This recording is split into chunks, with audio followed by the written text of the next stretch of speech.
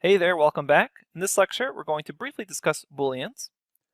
Booleans, in case you're unfamiliar with this term, is basically a term to use for operators that convey either true or false statements. And these are really important later on when we deal with control flow and logic, because lots of times we want to check if a certain condition has happened. In other words, if a certain condition is true in order to execute some code. For example, you may want to check, hey, is my pool empty? If that is true, then go ahead and turn on the water to fill up the pool, or other things of that nature. So that's why Booleans are really important.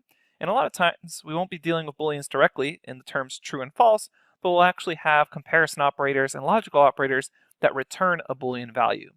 So let's very quickly show you what these actually look like, and then we'll explore them later on in a lot more detail when they become more useful to us. Let's hop over to a Jupyter Notebook. Okay, so Booleans, there's true and false, and in Python, you need to make sure that you have capitalized T in order for it to be true. Otherwise, if you have lowercase t, it's just going to complain, hey, you didn't define this term true because it thinks you're calling a variable. Instead, make sure that you have capitalized T, and it's the same for false. You're going to need to capitalize F for false. So here we have true and false, the main Booleans, and we can check their type by saying type, oops, make sure I capitalize that T, type false, and it says BOOL for Booleans. And Booleans is what we're going to be dealing with when we're dealing with logical code. And a lot of times what we're going to be doing is working with comparison operators to create Booleans. And we're going to go over all the comparison operators later on in this course, but to show you a very simple example, there's comparison operators that check if something is greater than something else. So we can say, hey, is 1 greater than 2? So just a simple mathematical expression there. And it returns back a Boolean false. 1 is not greater than 2. And then you can do other things like check for equality with 2 equal signs instead of just a single equal sign.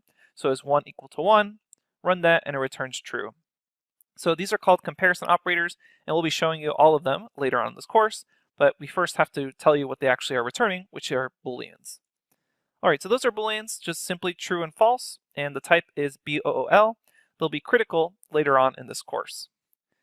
And finally, I want to mention that we can use the none keyword as a placeholder for an object that we don't want to assign yet.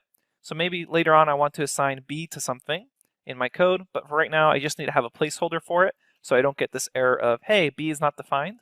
What I can do is say B is equal to none, notice the capital N there, and it's a none data type. And we've actually seen that before when we were dealing with in-place methods off a list. Remember that when we sorted a list in place, it returned back none, so when I type B here, I don't see anything out, but then what's nice is I also don't see that error of it not being defined.